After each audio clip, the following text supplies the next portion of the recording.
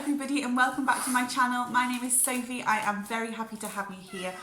I post twice a week on all things to do with play resources, early years, home education, parenting. If you like any of those, then please consider subscribing. It would really help me out and mean a lot to me, and you will be able to see all my future videos. Don't forget to click on that little notification bell as well so you get notified when there is a new one. Today I thought we would talk a little bit about the definitive guide to shopping for heuristic play items, specifically from charity shops or thrift shops. And just as a little aside, if you don't know what heuristic play means, it just means play using nice, natural, open-ended resources, basically. So the types of things that I use for heuristic play are all down here in this basket, which also, interestingly, was a thrift store bargain. It's still got the price tag on. So I thought today I would show you a little bit of a few of my recent finds and some of my kind of classic favourites that we love to play with. So the first thing I'm going to take out, it's clattering around, is this big brass jug. You may have seen this in my recent video on sensory bin filler ideas, because we use this jug all the time for everything. It was really inexpensive. I can't remember, sorry, how much exactly it was, but it was super inexpensive. And it's great for tipping and pouring, for putting things into. It's quite wide, so it's really good for posting items, and then they're easy enough to tip out of there. So another thing that I would recommend that you look for are things like teapots, so jugs, teapots. This is another example. This is a gravy boat, isn't it? A sauce boat. So anything like this is great to use.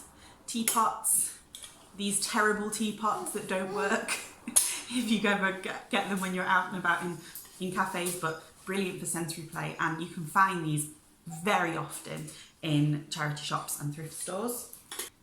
This is another example of a little teapot that I picked up recently from a charity shop near me, and it was £1, sorry you can't really see there, can you? £1.95, so an amazing bargain. It's got a lid, so the lid comes off and you can pour things inside. It's not got a very wide spout, but I think that it's beautiful, and that's something that's important to me as well, collecting things that have got some aesthetic beauty to them. So this is a glass container, and it's got, it's quite hard to put on, it's got a lid. We use this often for when we're doing water play. I really like it for potions play, but you can use it for any kind of water play really. I like to use glass. I don't think there's anything wrong with using glass with little ones. Obviously, if you're supervising them, then it will be safe. If it breaks, then you clean it up immediately and just use your common sense. But I think it's really important for children to understand that if you don't take care of things and you throw them on the floor, that they will break, and that's a consequence of an action. And glass is a really beautiful medium, and I think that it should be used more in children's play really. So the only thing that I tend to look for with glass is to make sure that it's quite nice and thick. The next thing that you can look for, as well as things for pouring, are things for scooping. So things like measuring cups are great for play, and often you find them in charity shops, often unused ones. Wooden spoons as well. Obviously I wouldn't pick them up if they look really like they've been really well used, but often I see in my charity shops anyway bundles of wooden spoons, and as long as they're not being used for putting in mouths, then they're great for sensory play and easy to pick up as well. As well as things for pouring, things for scooping, you need things to put things into, like these. You often find metal bowls or wooden bowls in charity shops. Wooden are my kind of go-to nice thing to collect. But they often have metal ones as well, and the great thing about metal ones is that they have that lovely sound. If you're playing with things like rice and you pour them in, they make a really lovely sound as well. I also like to try and look for little boxes like this.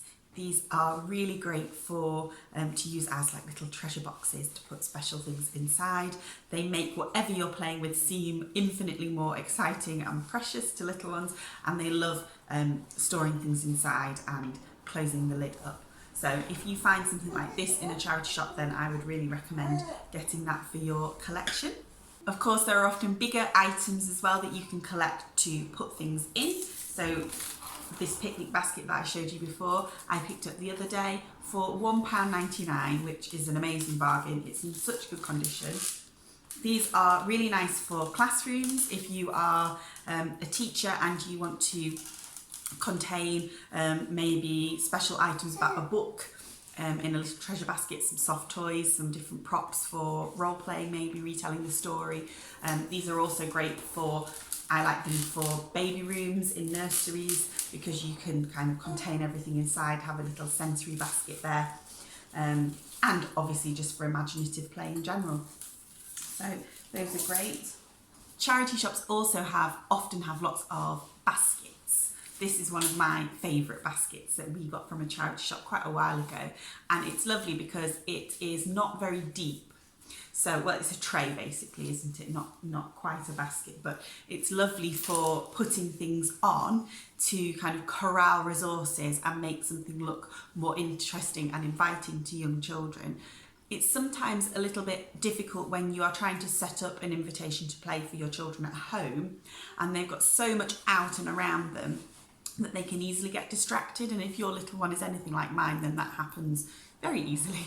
So sometimes putting something on the kitchen table or in the living room, maybe where you don't have a lot of toys, and centering it all on a basket like this is a really good way to draw the children's attention to it and keep them engaged and playing for a bit longer.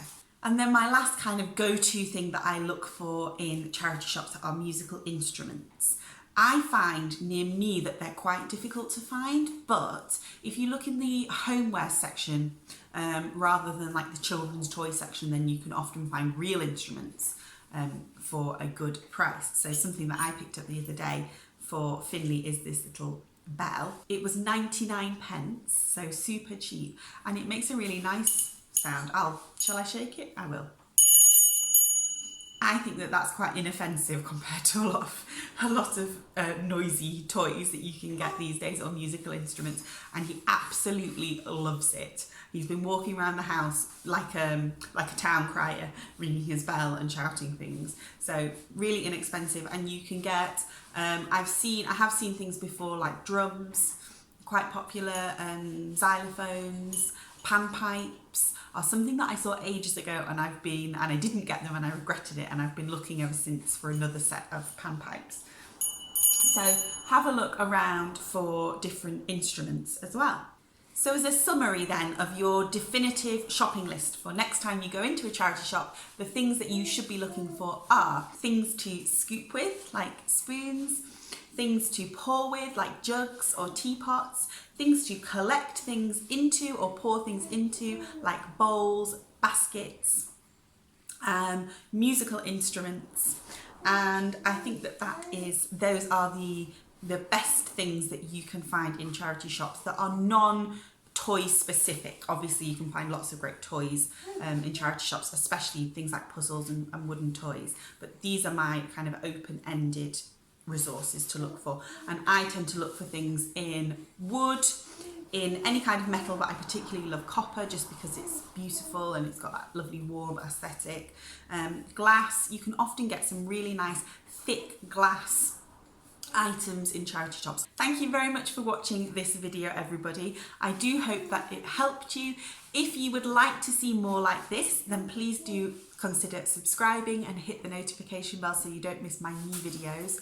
If you also like things like shopping lists and ideas for things to buy or ways to play, then head over and check out my Instagram channel.